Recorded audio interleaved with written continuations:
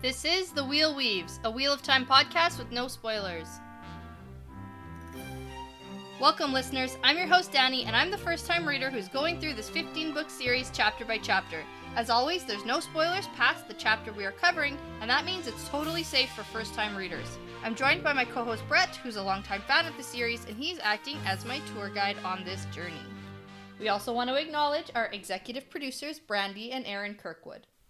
In this episode, we're talking about chapters 49 and 50 of The Dragon Reborn. Yeah, so chapter 49 is A Storm in Tyr, and chapter 50 is The Hammer. I know. These are long chapters. Yeah. Side by side. A lot of pages, a lot of stuff happens. Typical ramp-up of the end of the books. Yeah, because I think there's like 6 chapters after these ones, so 3 more episodes. So it makes sense. And I like that, very reminiscent of the Great Hunt.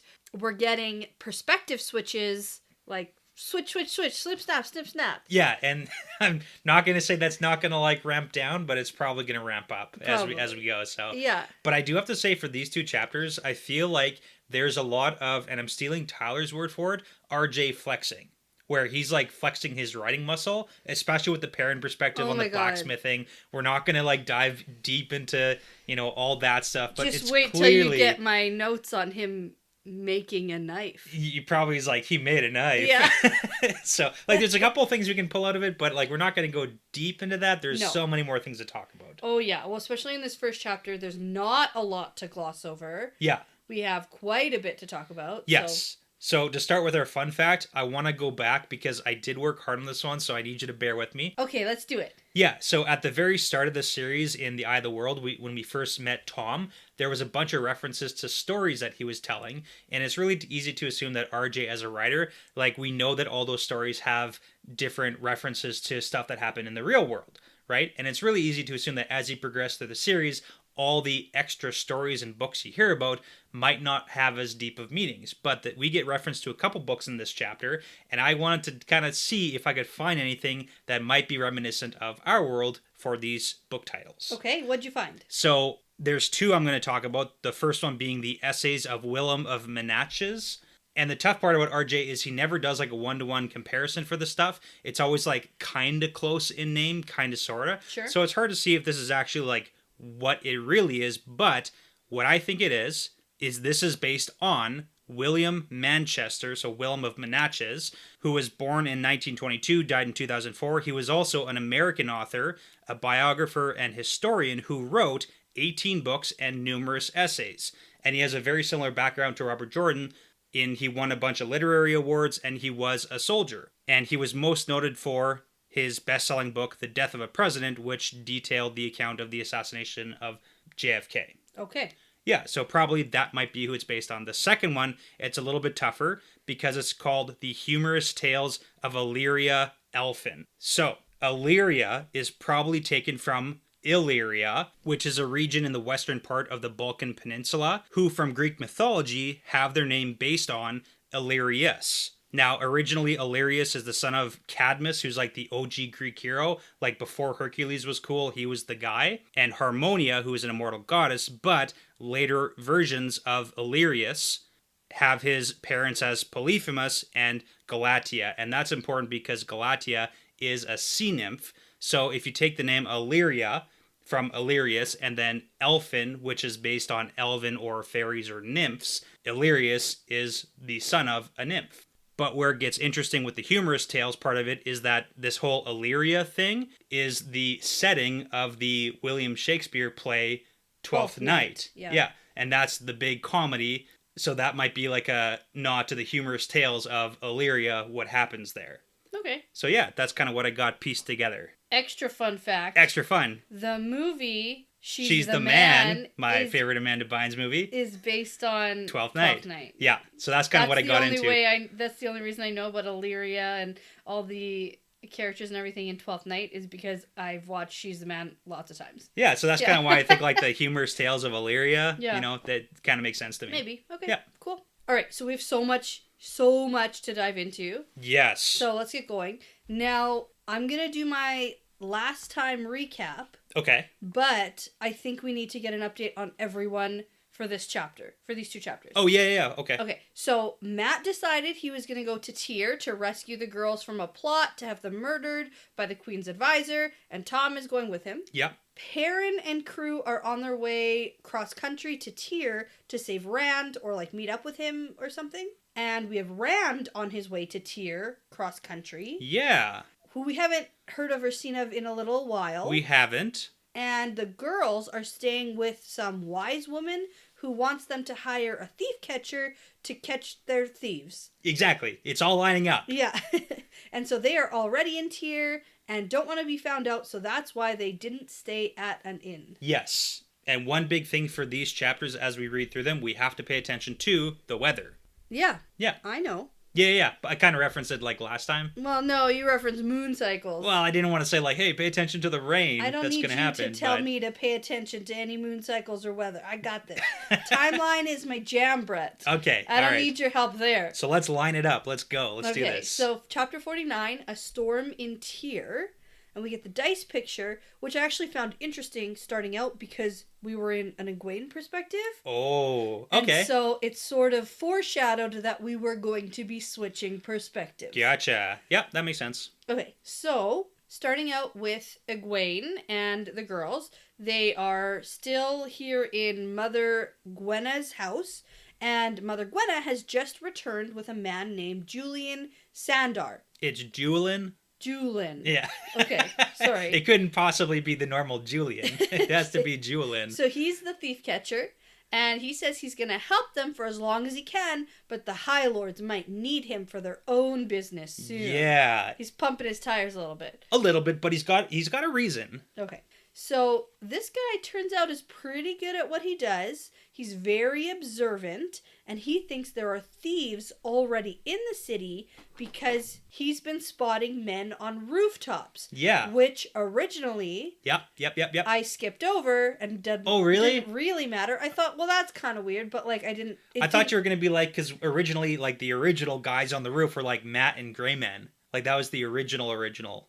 Oh, remember back in Tarvalon? Like there's the whole like rooftop thing? I didn't even a little bit think of that. Oh, I thought Why would I think of Matt in Tarvalon on a roof? I don't know. We've seen one person on a roof, notably, this entire series so far. Yeah, but in my mind, Matt's not even in Tyr yet. Yeah, well, I get that now. So the next chapter, we get that it's actually important who Oh, yeah. is on those roofs. It's very. I thought it was going to be like a long time or never. Nope. You know what I mean? It's one of those things where... It's immediately. Yeah, it's immediately. So... he's curious about these band of thieves being all women. Like, he's never heard of such a thing. And he works by finding people, but also finding the items that were stolen. And so Elaine notices that he doesn't carry a sword and asks him about it, which turns out to be a running theme here. In Tyr, most men don't wear swords. Yeah, it seems to be like if you're not a lord and you're not rich enough, you don't get to wear a sword. Right. And it does definitely seem like there's some like class disparity. Definitely. And we get that throughout the entire chapters here. Both chapters, yeah. And so Nynaeve gives him 13 silver marks for the 13 women. And she says, find them and we will recover our own property. Thank you very much. Yeah, makes sense. And he sort of protests and is like, no, I'm much better at everything than you are. I will get them. Won't charge you anything more. Okay, that's blah, not what blah, he's saying. He's not saying I'm better than you. He's saying don't worry about paying me double because I'm not going to take a bribe. Yeah. Like I'm a man of my word. I'm not going to like go off and like look for the highest bidder here on your business. I know. Like I know. It's just the vibe I got. You got to cut him a little bit It's of just the slack vibe here. I got. And then All Mother right. Gwenna keeps like making jabby remarks about what a slime ball this guy is. Well, there's some history here. Clearly. But I got to say, it might not be between like Mother Gwenna and Julian. You're going to have me saying Julian by the end of this. Yeah. But we know that she's got like 3 married daughters. No. I think this guy's older. You think he is? Okay. Yeah, I think it's her. Okay. She's very bitter. It like could be, yeah. And, you know, her husband died like 20 years ago. That's true, so... It sounds like there's some history here. She's like, yeah, he's an honest man, but don't believe him if he says he loves you. And then all this stuff about stealing kisses. Yeah, okay. And, you know, a sucker for a girl with an ankle showing. So there's definitely a history there. Something. She's been scorned. And I think it's her personally. But she's still coming to him, so I mean, there's well, that. It's not like bad he's enough the blood. best. Yeah, He's okay. the best. But she's gonna make all her remarks, and he's gonna glare at her. Yeah, I definitely like that. Comic relief. It's like so behind the scenes too. It's funny. So, I didn't actually notice it at first, and then by like the third remark, I was like, okay. Yeah, the first one's like super easy to glaze over, but it's like the stealing kisses one, I think is like the last one, and that's the one that you're like, okay. So, Nynaeve describes the 13 women without names, and she tells him that they are very dangerous, they've done a bunch of murder already and won't hesitate to do it again, and Nynaeve really wants this guy to take that seriously, and he says he will behave as if these women are Aes Sedai of the Black Aja. Which is a hilarious thing to say. And Egwene almost like chokes on her tea, and he goes, "Oh, I'm sorry, I didn't mean to frighten you. Don't worry." It's so funny. There's no Aes Sedai in Tyr. Well, it's so great too, because it's like clearly it seems like such a scandal, like he's almost like cursing in front of like a lady or whatever you want to, compare it to, but it's like because that's what it is. That's literally exactly who they are, so you better treat them that way. Yeah. And so I gotta say, just before we like continue, at the very beginning of this chapter, Egwene is still like super stubborn in her mindset. She hasn't changed her opinion. No. Well, it's like literally like a minute later. I know, it's but not long. It's not. But I just want to like note that she probably still has like a slap mark on her face from where Elaine slapped her. So I don't know. Yeah, I just want to like point that out just for the record. Yeah. So he leaves, and Nynaeve says, sort of like absent-mindedly, about how she can feel a storm gathering. And then Mother Gwenna only like shakes her head. Because that's too close to Aes Sedai work. That's too close to Aes Sedai work. Yeah. And I mean, I think that Nynaeve saying this just sort of off the cuff. Yeah. She's a little bit forgotten the whole thing about how, no, of course I can't tell weather, bullcrap, Yeah. Whatever, so... Well, also we know with Nynaeve, like when she's talking about feeling a storm coming, she's not necessarily talking about a storm.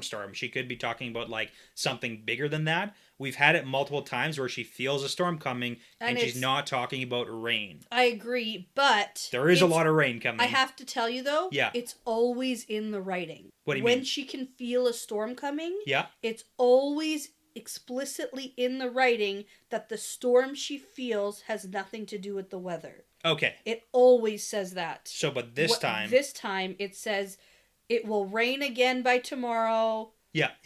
I can feel a storm coming. Okay. And it doesn't say anything about it has nothing to do with the weather. And gotcha. It always does when it's about men. So this time... This time, it's actually rain. Weather. And storm. And it's a lot of it. And it's a lot. So, I think that's probably actually why she originally had asked Mother Gwenna, do you think the rains will continue? Okay. Maybe because Nynaeve can feel that the rains are going to continue. Yeah, okay. And it was like, how they were doing the testing thing back and forth with the herbs and stuff? I think she was like testing to see if Mother Gwenna also could like listen to the wind. Yeah, maybe. In a way. Yeah, but I mean, because if she can listen to the wind too, that means that she does have some sort of like innate... Some sort of intuition with that kind of crap. Yeah. Okay. So they eat and head to bed, and then they each get their own room, but Nynaeve and Elaine sneak into Egwene's room like they have done every night. Yeah. So interesting that no matter how pissed they are at each other, like Nynaeve is still going to protect Egwene from this dream world. I mean, that's good to know. Yeah. So Egwene tells them to wake her after an hour, and that seems short to them. Mm-hmm. Nynaeve asks if she's using it too often, and Egwene snaps at her, but then... Yeah.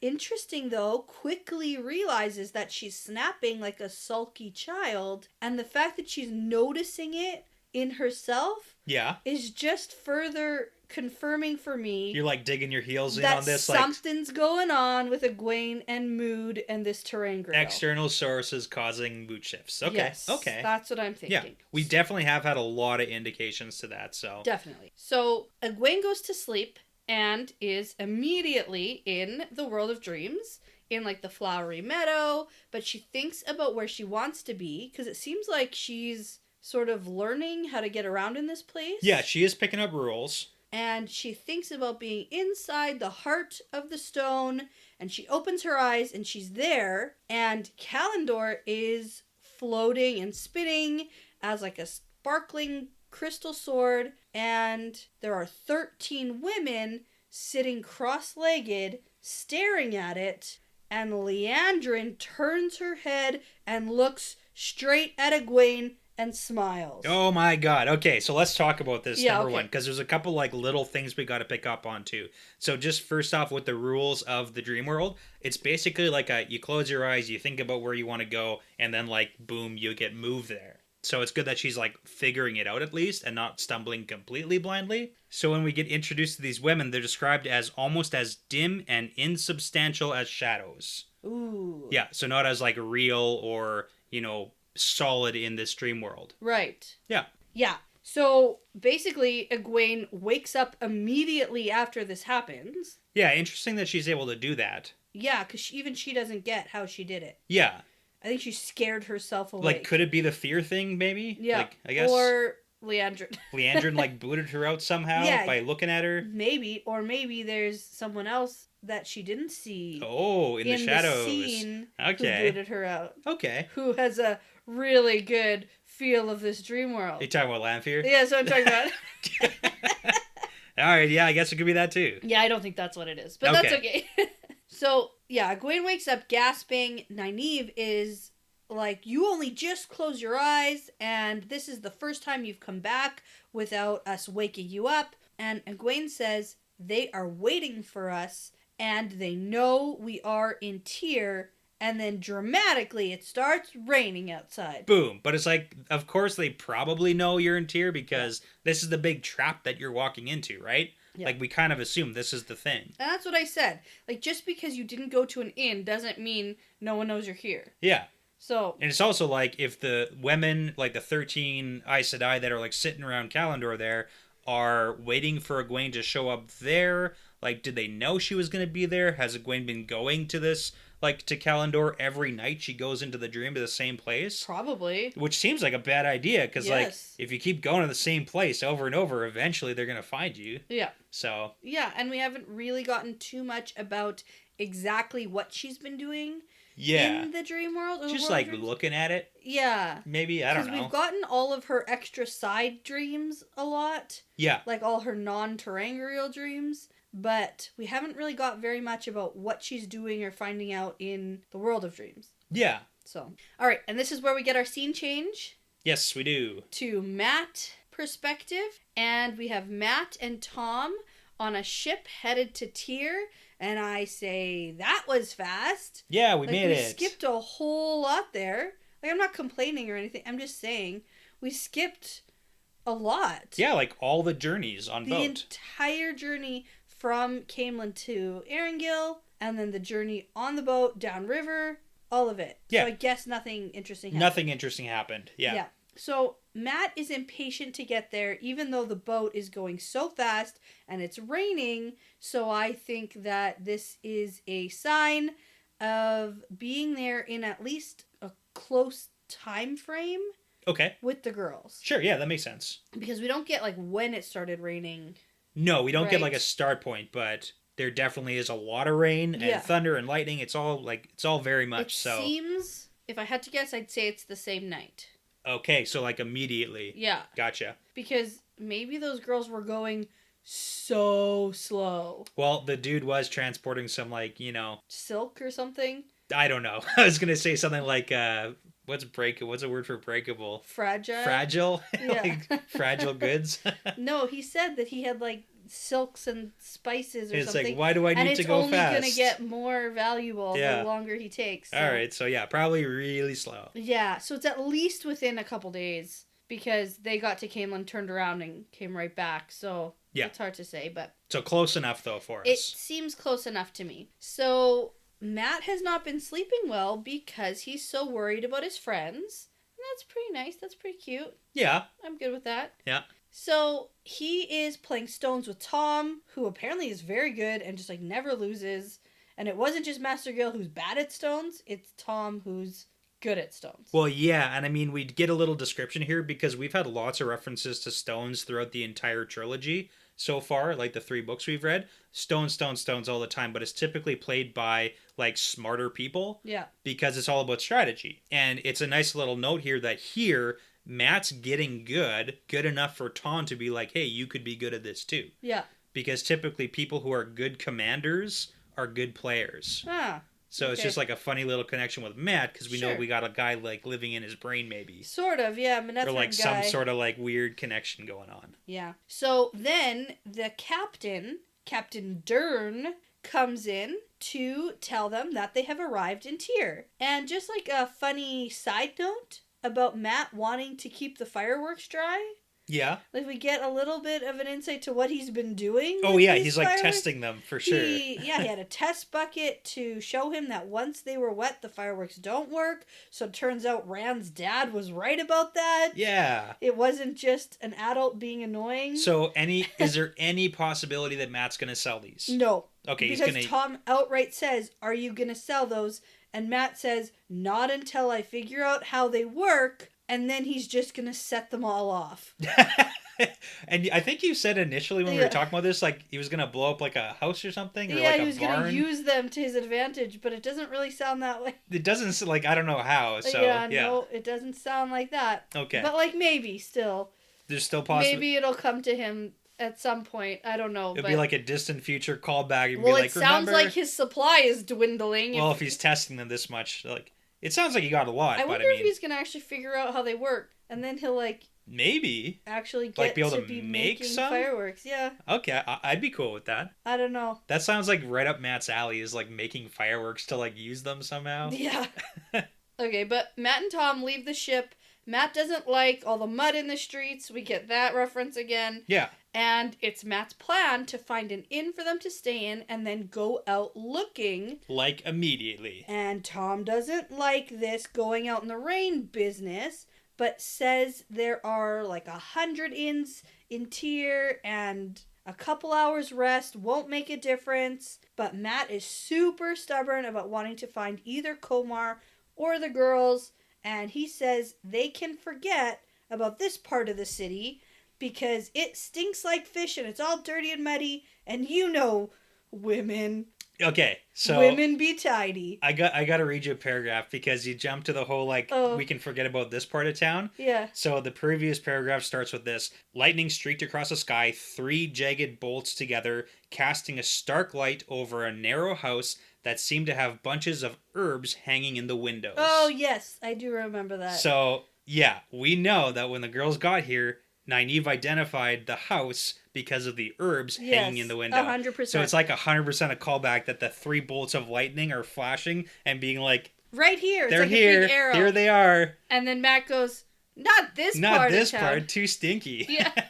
You know women. Yeah. It's like a fun little, like, connection here that's, you know... Yeah. Definitely supposed to point out and be like, hey. Hey, Matt, this is like literally your luck showing you where they are. Yeah. And you're ignoring it. Yeah. Yeah. He just doesn't know enough yet. Well, no, because women like things tidy and smelling good. Yeah. So. Which isn't wrong. Well. But like most people, like probably. People in general, yeah. But like. Yeah. He's like, could you imagine Egwene and Nynaeve and especially Elaine?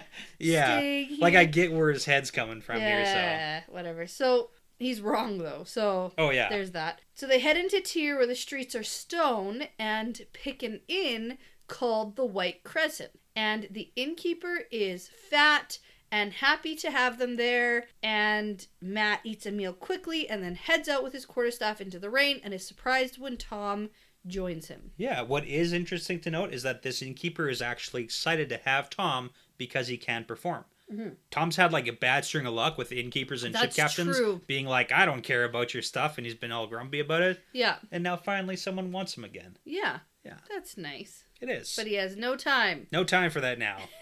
So, turns out there's like an inn on every block, it seems like, and they go in to everyone they see and have no luck with finding anyone and ask around, and no one has even matched the girls or Komar's description. And Matt also notes that Tom is being given wine at every place, but only has a few sips. That's good for him.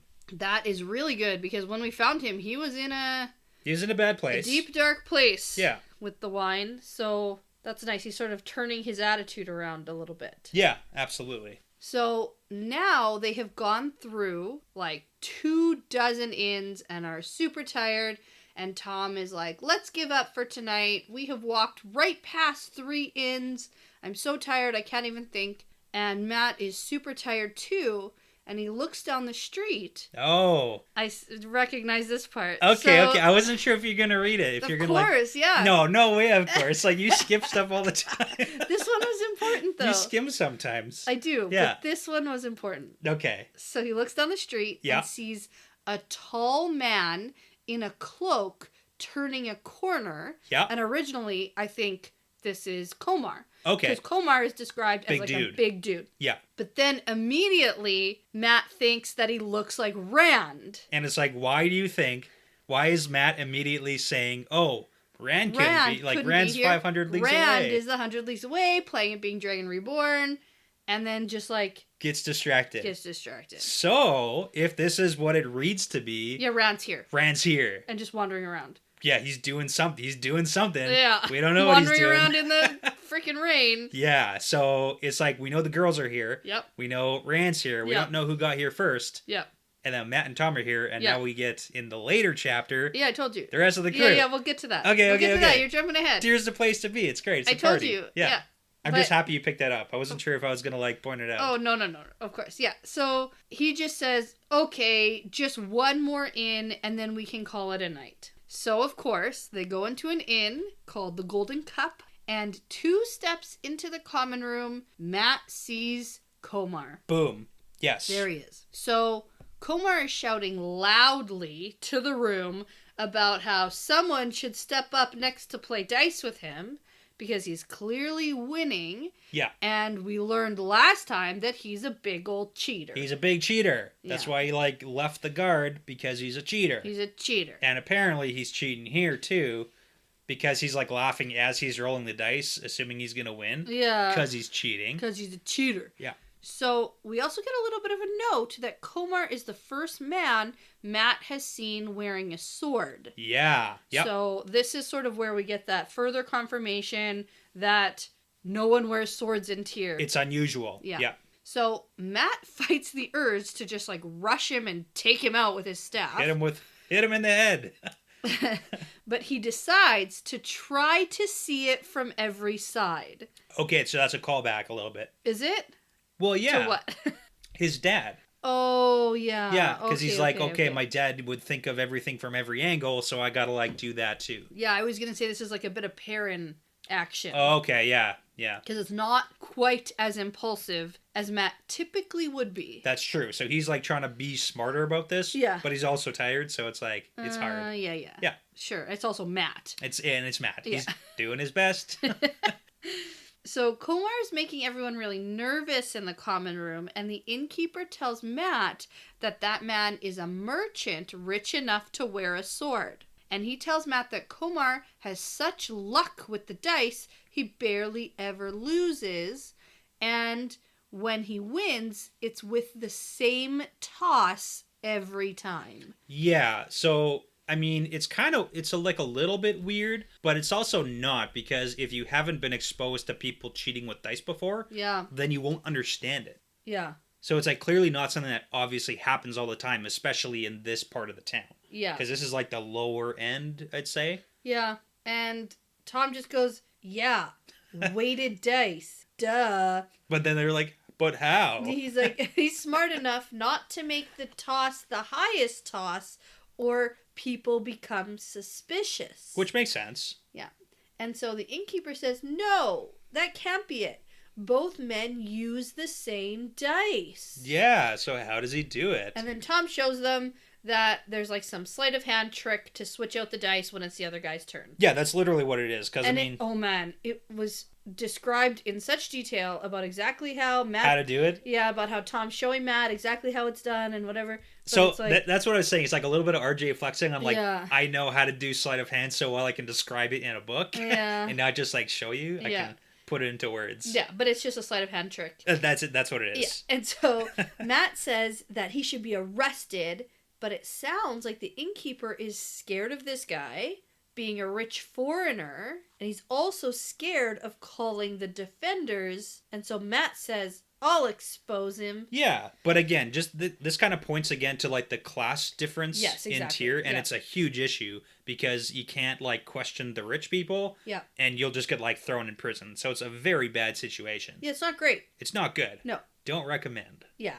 So when Matt says, I'll expose him, he like gets up and is gonna go over to Komar. Tom tries to like call Matt back, but Matt just walks up and sits down with him. Like, he's sick of thinking things through. Yeah, I gotta say, like, this isn't a good, like, it's not a good plan. No. Because even if he is able to, like, expose Komar, clearly the guards are still not gonna be, like, on anybody's side. No, but I'm for this. I am too. I'm just saying, I really like it's this. not a very well thought out plan. Considering he went into this being like, I gotta think this through, he's completely given up on that. He did enough to get enough information. Yeah. And now he's being badass. Now he's gonna do it. Okay. I love it. Okay. So Komar is a dick, and he laughs at Matt's coat and calls him a farmer and says he will not waste his time with coppers. But then Matt puts down a gold coin and shuts him up. Yeah, money talks.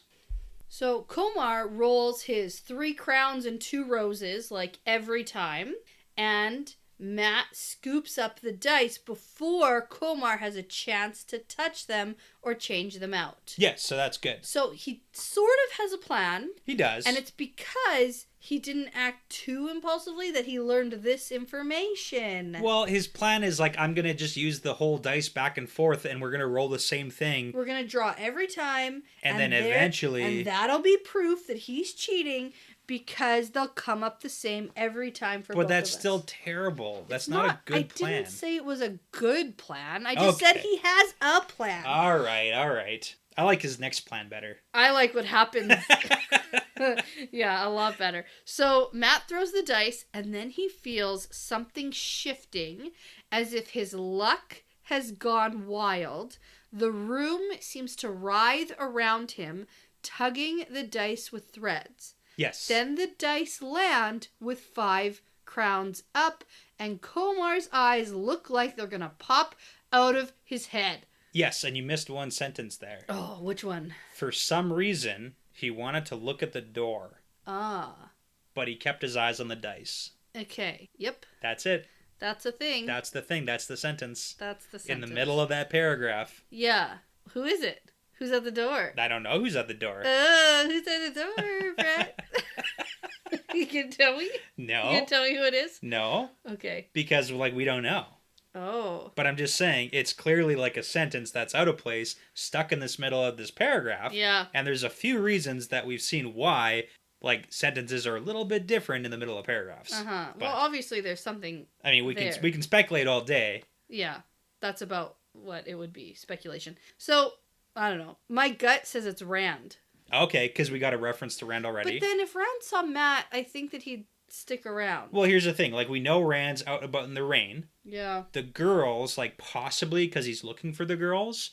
I don't think it's them, because they also would stick around. I don't think it's anyone we actually want to see. I think it's someone spying. Maybe like Lanfear. Could it be like a gray man situation? Could be a gray man. We don't see an attack, obviously, but it's one of those, like, oh, you want to look, but you don't. Yeah. I don't know. Okay. Something to think about. It's something. Yeah. So Matt says, you lose. And then he says, your luck is just about used up, Komar. If you've harmed those girls, it's all gone. It's such a good exchange. Oh, and Komar is still just like in shock about the dice. And he starts to say, I haven't even found them.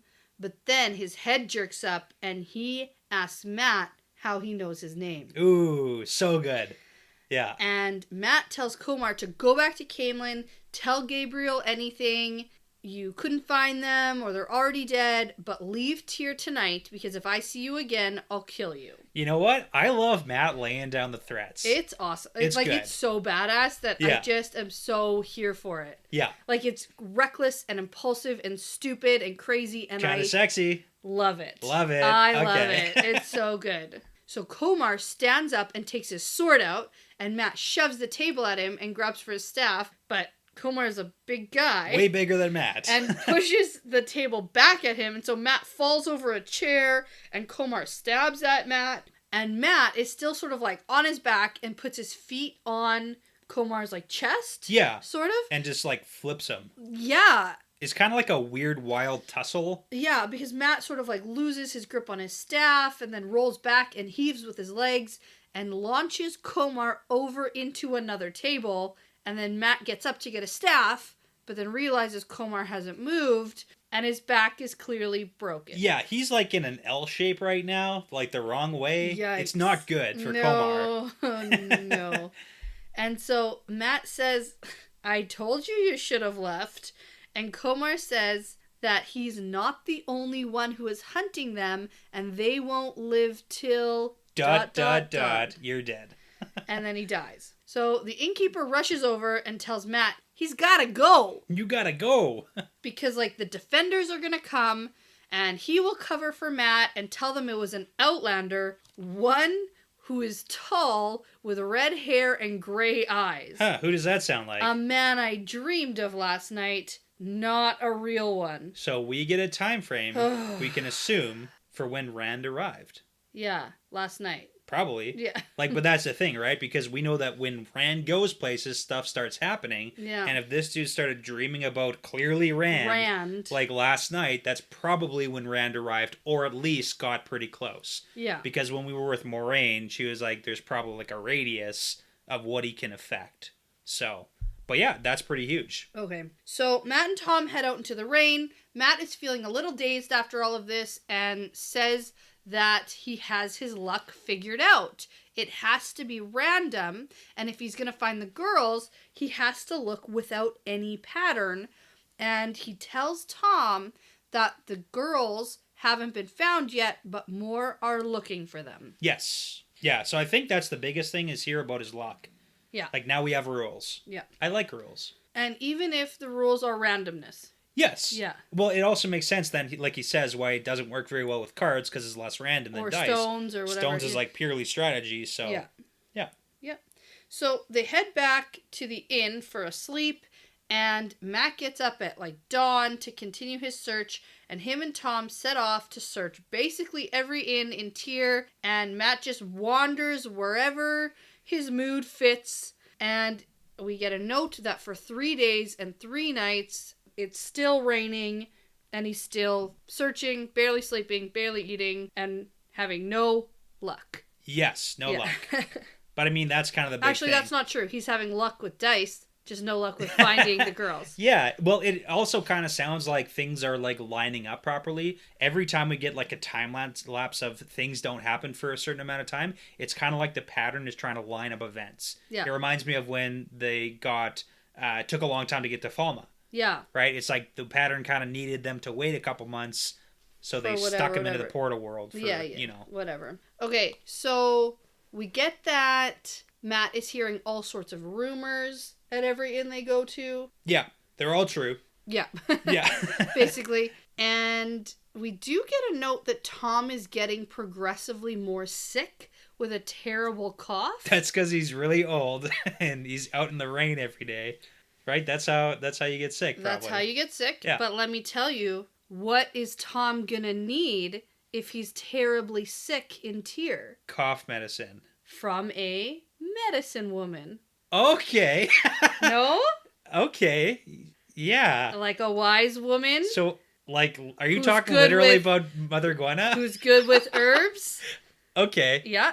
And you think that he's going to go to specifically Mother Gwenna? It's going to happen. In the part of town they aren't in anymore. Yep. Okay. They're going to get directed there because she's the best. Someone will know of her. Is she the best? I don't know. She's good at, like... How is Matt going to randomly find the women? Well, that doesn't seem... Well, I guess it could be random. That's in that how sense. he's going to find them. Okay. I'm just saying, like, that doesn't seem... Well, it's kind of random. Okay, all right, fine. That's how they're going to find them. It'll be... So Matt is going to find them. It's not going to be like a weird crossing of paths. That this Tom getting sick, and I have to say, my 2 reads of this chapter, sure, I thought to myself both times, why is Tom getting sick? Because he's old and it's... And it didn't click for me until we were talking earlier. I don't even remember when it was, but I needed to keep it in my brain. Because that's so funny. Okay. They're going to find the girls at the woman's house. Wonderful. Mother Gwenna. Okay. Yeah. All right. Let's see if that pans out. Yeah, because I mean, there's got to be something in the plot the reason that Tom is getting sick. Like, he's not just going to die of... Just because you get a cough doesn't mean you have to die. If you're old and you don't have medicine because it's literally like a long time ago or whatever. Times. Yeah. Okay. I see where you're coming from. It's either that or Moraine will heal him. Okay. They'll run into Moraine. Okay. And Moraine will heal him. Okay. No, sure. But Okay. I like the whole, that's how they find the That is girls pretty better. funny. That is good. Okay. Yeah. Anyways, the rumors seem to be true. Yeah. Matt starts to have bad dreams about the girls, about a man weaving a net around them, and sometimes he weaves the net for Moraine, and sometimes he's holding a crystal sword, a sword that blazes like the sun when he touches it, and sometimes Rand is holding the sword, and that's the end of this chapter. And for some reason, he dreams of Rand a good deal. Yeah, for some reason. Because, like, Rand's here. Yeah. And the whole, like, weaving the net is really important because of what we learn next chapter. Yeah, let's talk about it when we get there, though. Yeah, no, Okay. I just wanted to, like, point that out, so. Yes, because we also have to tie back to, like, basically everything. Everything that happens, we've got to go back to. Yeah. Okay, so let's do that. Okay, so we get into chapter 50, the hammer, and we get the wheelie snake picture. We do. And we're in Perrin's perspective here, which is nice because we're just jumping all over the place. They're getting to Tyr, and it seems like it's just stopped raining, so maybe within the week. Okay. And we've also skipped their whole journey. We did. From Ilion to Tyr. And last time we saw them, I think they were on horseback because they just killed the Darkhounds, but they've clearly caught a boat somewhere. And then we... Somewhere. Sort of. And then we also get like a note that no more Darkhounds came. Yeah, I mean, we assumed that. We assumed it, but like we get confirmation. Yeah. So anyway, they're here. They're in Tyr. It's the place to be. It's the place to be. We're all here. So he reaches out for the wolves and feels nothing, but also feels alone, which is sad. And also like shuts them out. Yeah. Well, there are no wolves to shut out. Yeah, but he's like still like on the defensive. Yeah, but he sort of is like, yeah, but I miss you guys. Yeah, he needs to make up his mind, I think. Oh, yeah. Yeah. So Perrin wonders about Rand, and Fael is asking all sorts of questions about why they're here and what they expect to find, and Perrin is still refusing to call her that name because he's a jerk. I like that Loyal has flipped over to Team Link. Like, I like that Loyal has flipped over to calling Zareen Fael. Yeah. And, like, that's what he's going with. Yeah. Yeah. But Perrin's annoyed about it. He is. It's just because of the whole falcon thing. It is. But he thinks to himself, at least he hasn't come across a hawk or a tinker with a sword. Yeah, callback. Because of Min's other visions. Exactly. But Moraine has hidden her Aes Sedai ring, and we get a little bit about how, although the people of Tyr hate Aes Sedai, technically they're not forbidden, but they will keep a close eye on any Aes Sedai who is here, and she doesn't feel like being watched. Yeah, and what does Moraine still have in her saddlebags? The dragon banner. She does. She has it still. Yes. Because why wouldn't she? I mean, it's just like, it's noted here, and we haven't heard of this banner for a long, long, long time. True. Okay. Since we left the camp. Yeah. Is the last time we heard like of the it. beginning of the book. Yeah, right. Oh, and surprise, there is mud in the streets. Yep.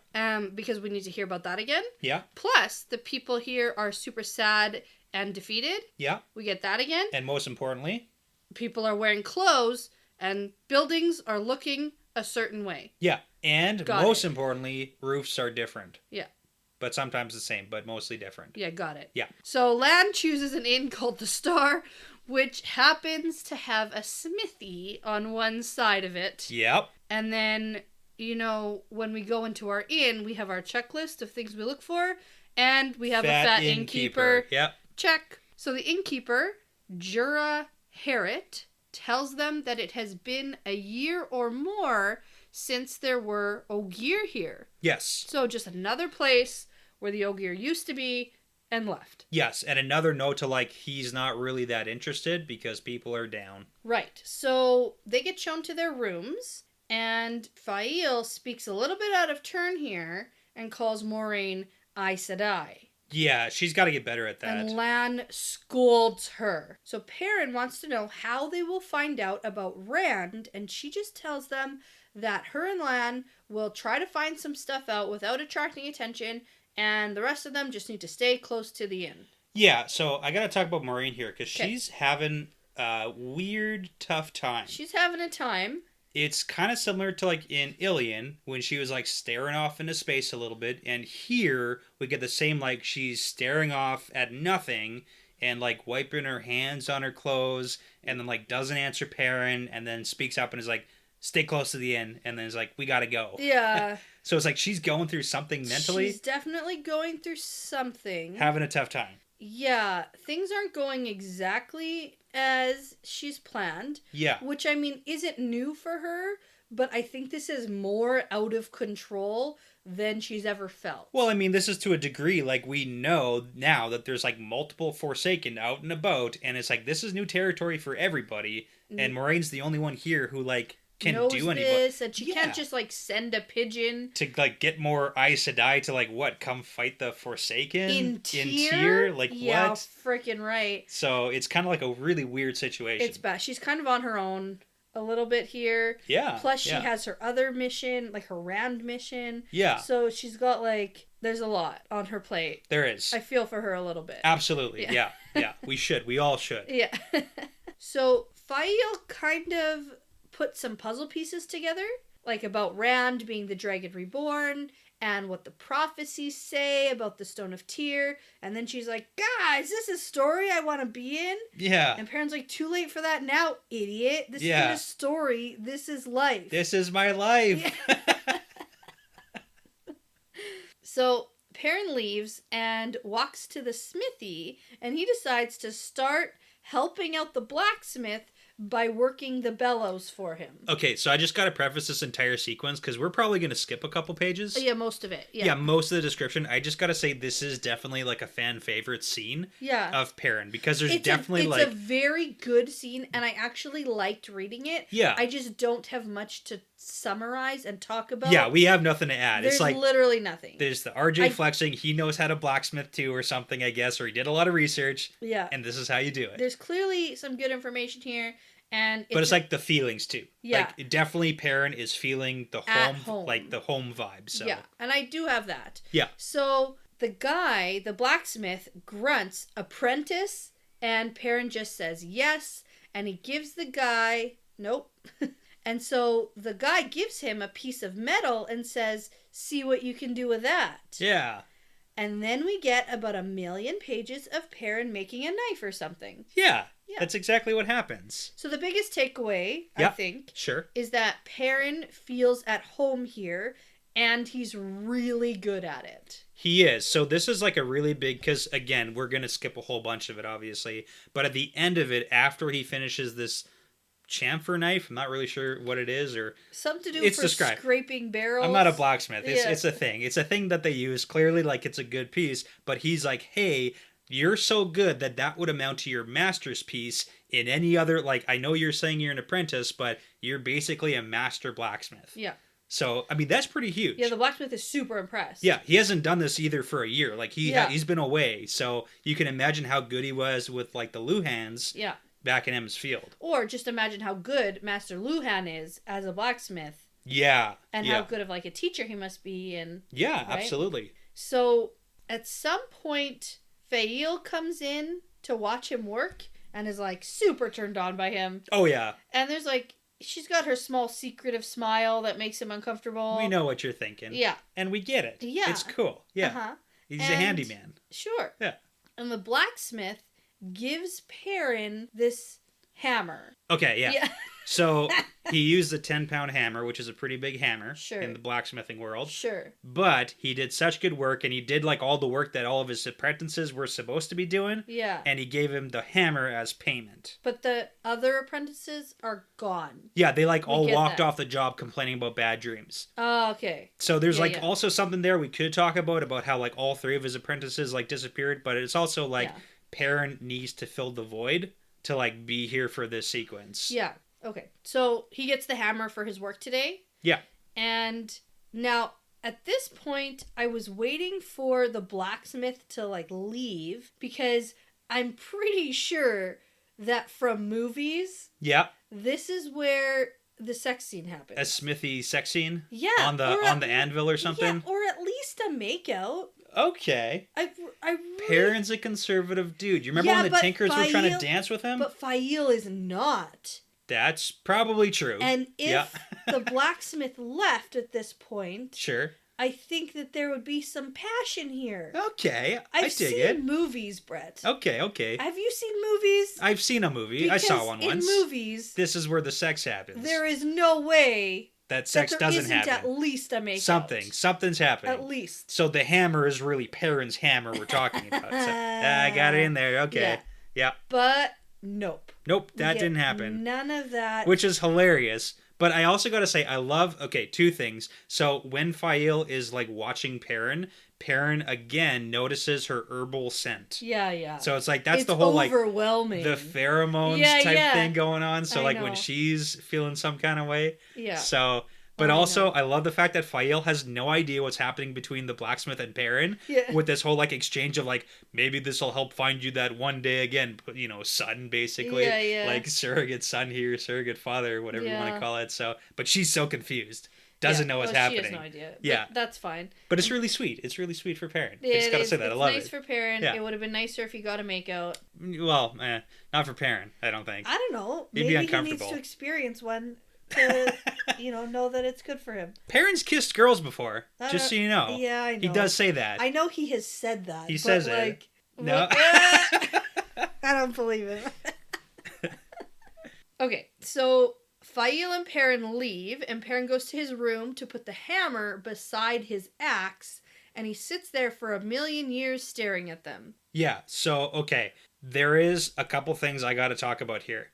Because in his room, Perrin has the axe in one hand and the hammer in the other. I thought he hung them up and he's staring at both of them. He hefted the axe in one hand and the hammer in the other. So we got to talk about this scene. Didn't Egwene have a dream about Perrin choosing between an axe and a hammer? Yeah, so I got some stuff here for you. I got some stuff here for you. So, chapter 4 of this book, we've got Perrin's dream sequence at the very beginning of this book when he's in that really spooky room in the inn in the dream, and there's a man seated in the shadows who says, "So you will give it up then? It is the best thing for you." And Perrin's like, "What?" And the man says, "That, of course," nodding to the axe.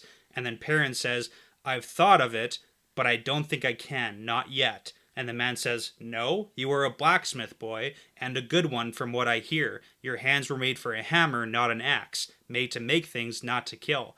Go back to that before it is too late." Ooh. So we got that spooky man in the dream. And there's only a couple kind of people who like visit Perrin in dreams. Sure. The Forsaken kind. Yeah. Exactly. Yeah. So it's like that whole like axe versus hammer thing. And then also in chapter 30 of The Eye of the World, Perrin and Elias have a conversation about the axe. And Perrin says he hates it. And Elias says, "You're going to use it." And he stops Perrin from throwing it in that pool. And said, as long as you hate using it, you'll use it more carefully than most. So there's a very good lesson there, obviously. Yeah. And when you stop hating it, that's the time to throw it away. Yeah, okay. So, yeah, but he's still really hating it, so... He is. Yeah. Yeah, so we just have those, like, two references. There's clearly some sort of, like, duality between the hammer and the axe here. Sure.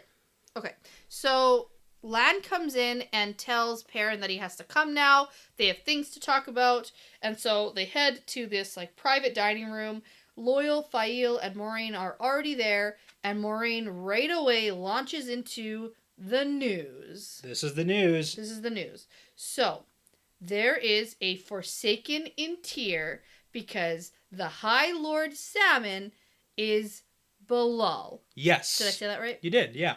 So this is kind of what we expected. Yeah. Not the Balal part, but, he's that's a Forsaken. And it's someone bad and cool. Yeah. Pat on the back for me. We got a name. Cool. So Loyal says, "I knew I should have stayed home today." See, I said it. I did it again. That was a good one, yeah. Yeah. I got to give it to Moiraine, too, because she, again, is like, "You can leave." Yeah, see ya. Yeah. Go then. She's like, "I won't stop you." And he's like, "Oh, I'm just complaining. I have too much of my book left to write. Still got to write and get some interviews. And So, I'm just going to stay." And she's like, "Fine, but stop complaining." And then Fail says, "So can I leave?" And everyone ignores her. Because no. And so Perrin asks if this Balal is after Rand to stop him or kill him. And Moiraine says, nope. She thinks that he wants to use Perrin to take Kalendor and then kill him with it. Nope. What did I say? Perrin? Perrin, yep. Not Perrin. He's Not not going to Perrin. use Perrin. Nope. Okay. Whoopsies. So she thinks that he wants to use Rand to take Kalendor and then kill him with it. Oh my goodness. Kill the Dragon Reborn with the very weapon that's meant to herald him. Oh my god. We've Can heard you this plan. imagine? I know, we've heard it from a couple people, so it does seem like we get this many references to a plan. It probably is like the plan. Yeah.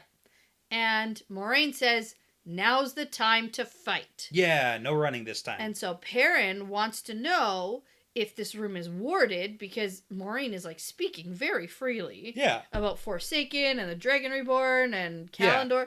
So Moraine says no, that this room is not warded because even that amount of channeling can alert Forsaken even a mile away. Yeah, kind of, sort of. The issue is Maureen has no idea how strong the Forsaken actually are. Yeah. So she's like, I don't know. Maybe they can. Maybe they can't. But I'm not going to risk it because maybe they're that good. She's fought one before. Yeah. And she didn't fare so well. No, she did not. It was basically nothing. Okay, but here's the thing. Perrin asks how they're supposed to fight the Forsaken, and she says that even they cannot stand up to Balefire. Yeah. And Nice. turns out Hey. she's learned some things this year and is more dangerous now than when she showed up in Emmonsfield, and this answers my question. It does. Because I was really annoyed. Yeah. So it's like, Yeah. but this is like a definitive answer that Yep. she learned it between the time we met her and now. Well, so, the entirety of the Great Hunt, we barely saw her at all. well, she was in one specific location learning stuff. Learning stuff, and then somehow got to Falma. Yeah. Somehow. Well, the whole like- thing is like she was on it was like a farm, I think, maybe with Adelius and Vandine. So it's like they in were Arafel. in Arafel. Hey, You how like do you my- remember that? Oh my Right? goodness, you don't Yeah. remember anything ever. So No, I know that one. okay, but that's kind of like there's a hint that it might be like we have no idea if that's actually where she's learned it. Yeah. But this is like a forbidden thing too, so it you gotta certainly is. remember that much. Yeah. So she thinks that if she can come close to Bilal, she can destroy him.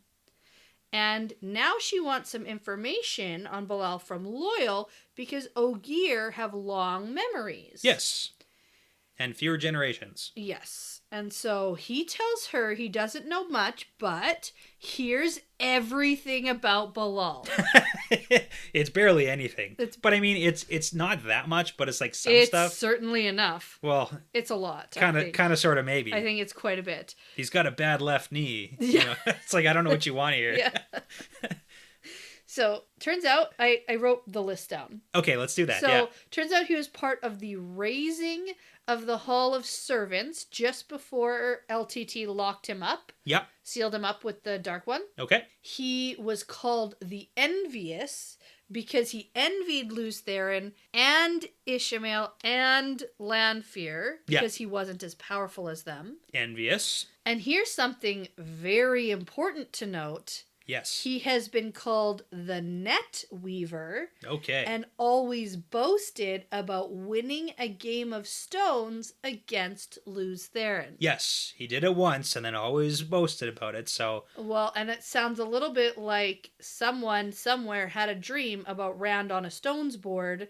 you remember that? Yes, Yeah. and Okay. somebody okay. moving the stones and laughing, trying to crush him. So that kind of sounds like it might be this Bilal, absolutely. Which also makes sense because that was what we just saw in the last dream sequence, or the dreams, Yeah. where We've seen- the nets are being cast. Well, exactly. Above everyone. Above Moraine too, and above Rand. So and it's mostly above the women. yeah. Well, it's kind Yeah. of funny too Because because Perrin dreamed that, yeah, I think. But yeah. maybe. What I was gonna say though, Gabriel, he was complaining about how the guy in Tyr, so Bilal, we now know, is like he's moving too quickly. He doesn't like to like wait for plans to come to fruition, which is kind of weird because here it sounds Yes. like he's patient and will wait and like lays traps. Yeah. So it's like a little bit contradictory, maybe, Yeah, it is. but it's also the viewpoint There of also might be more than one here. more than one Like Forsaken. maybe Gabriel wasn't talking about Bilal. Ooh, okay, Gabriel so maybe could have been talking about maybe like Baalzamon, for example. Okay, Like, yeah, because very he knows fair. that Baalzamon has a plan. Seems like everybody's got their. And Yeah. we know Lanfear's got some Yeah. sort of plan somehow. We don't know how or why, but Yeah. okay. Yeah, so it might not have been about him though, especially with that little tidbit. Yes. Okay. So we also get that Bilal and Samael. Yep, not Samuel. Of course, it couldn't be. Yeah, were both leaders against the Dark One before they forsook the light, and they were both masters of the sword. Which is interesting that we got an Ilian and Tyr thing going on. Yeah, and they're like risen to leadership. Yeah. Yeah. But then they're also playing off like there's going to be a war between Ilian and Tyr, but I mean, that's always two. Yes. So. Yeah. That was like before they even. That's true, but now it's just getting even more so. Yeah. So Perrin logics out that he must be inside the stone waiting for Rand. So they need to get in there to get at him, and Lan says that only him and Moraine will be going. The more who try to enter, the harder it will be. Okay. And then Moraine tries to tell Lan that she's going to go by herself. And, that doesn't go so well. And he says no, he's putting his foot down on this one. Yeah, absolutely. And so Lan tells them to go get some sleep, but then says, oh yeah, I found something else out. Here we go. There are Aiel in Tyr. Nice. Okay. And we know whose fault that is. It's Perrin's. It's Perrin's, because he told Gaul. Yeah. He's like, yo, man, Tyr's the place to be. It also could be the girls' fault. Because they told a bunch of Aiel that they're going to Tyr. That's true. They did say that. They thought it was a strange thing for these Aes Sedai to be going to Tyr, so they're probably thinking, I'm going to follow that strange trail. And we do know all the Aiel that were with the girls curved off to the south. Yeah. And I mean, that's pretty generic as a direction, but it's not the wrong way. Yeah. So, okay. There we go. So, turns out the Aiel are not walking in the street, they're hiding on rooftops. There we go. So It's funny how he's like, nobody in Tyr has seen them. Yeah. Julian has. Well, and that's what makes me think that Julian's the best. No, okay. That's good, because if you can see Aiel, like, if they don't want to be seen. That's true. Same with He's Lan. good then, yeah. Same with Lan, who says, I saw 3 of them. Yeah. So that means there's definitely more. Definitely. Yeah. So, yeah. And Moraine says, well, this means nothing to me. But then Perrin says, here's the thing. I talked to an Aiel. And I told him to go to Tyr. and then he said some important stuff too. Yeah, he said, when the stone falls, the Aiel will leave the threefold land. And Moraine says that she has read every prophecy of the dragon, and there is no mention of the Aiel at all. Yeah. And then tells Lan to go find a way into the stone, and quickly. Gotta do it. Yeah. So, I mean, there's a couple important things on that note, too, about the whole, like, the Aiel aren't mentioned, because she says in turn, like, hey, so is this, like, some sort of, the Dark One? Is Bilal scheming somehow with the Aiel? Like, is there something evil going on here? Like, I don't know. Yeah. And we don't know, so... I'm gonna go with no. Maybe she just doesn't know all the prophecies? I think that the Aes Sedai have a serious gap in knowledge when it comes to the Aiel. If we have learned anything this book, it's that the Aes Sedai need to know more. And it's almost like they don't know enough, the Aiel. But they also, like, don't admit that they don't know everything. Yeah. So, I mean, it's a really bad situation. Yeah, so instead of being like, wow, that's really interesting. Be like, nope, couldn't happen. I've read them all. Yeah. I have read every book there is. Yeah. So. Yeah. So, Fael asks Perrin what he's gonna do now, and he says, well, I'm gonna go get something to eat, and then I'm gonna think about that hammer. Which is not the answer she was looking for. And he also thinks to himself, I'm also gonna figure out how I feel about you, Falcon. Ooh. Okay. So, okay. So I have a question for you. Yeah. So Moraine and Lan have explicitly told Perrin and Fael and Loyal to not to go into the stone with them. Uh-huh. So are they going to go with them, not go with them, find a secret way in, do something else? I'm still with the impression that something's gonna happen in the dream world with the dream calendar. Okay, right. Because you have the whole thing where Rand is gonna take the sword in the dream world? That was my original somehow thought. Yeah. Because everybody's dreaming of Rand. Which isn't a bad theory, because it's like, maybe you could go through the dream world to get it. That'd be cool. Well, that's been my thought, and I think that maybe Perrin and perhaps Egwene will somehow be there. Are they gonna like be playing defense?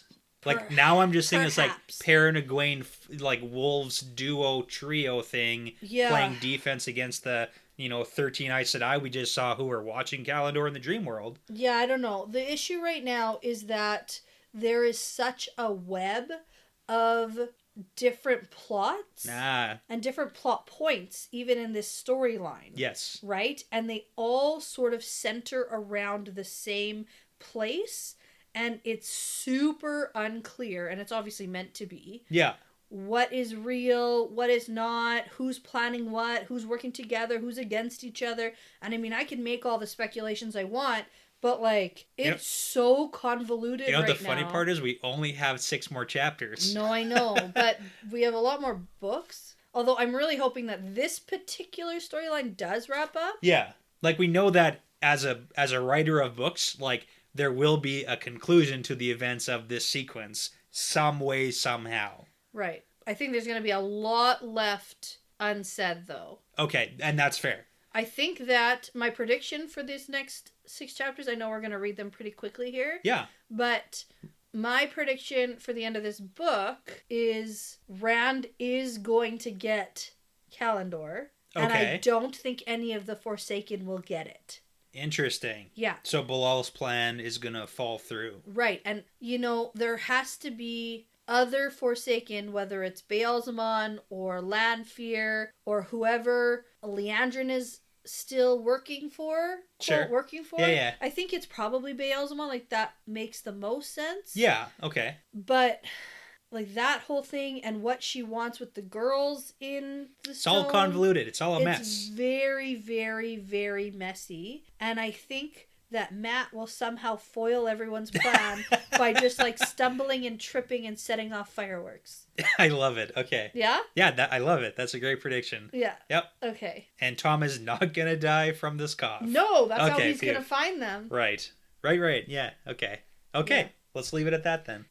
Yeah. That was pretty effective. I really thought this was going to go on for so long. You know, I did too. I think we covered all the important stuff for now. Yeah. Like, we definitely can circle back at points, but it's like, we got all the big stuff. They were long chapters in terms of pages, but I think the detail, because we were in different people's heads, we got a lot more of the, like, exposition than we typically do. So, and I mean, and we didn't talk about the barrels of, like, the olive oil and the salt water and the fresh water and how it works with blacksmithing. I'm going to go ahead and read. Yeah. And I'm going to... Okay, that works. And with that being said, this is part of the pattern now. Yeah, it's part of the pattern.